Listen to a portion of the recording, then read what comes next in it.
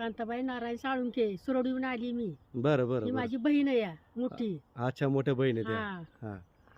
तर त्यांच्याकडे बघून काय वाटतं तुम्हाला आज? छान झाली, अगदी चालायला लागली, चांगली चालती या. हा, आम्हाला भारी वाटतंय अगदी. भारी वाटतंय ना? हा बरं बरं. आता म्हणजे मी चालतच जाणार आहे तिथं पंढरपूरला अगदी. अरे बापरे. हा.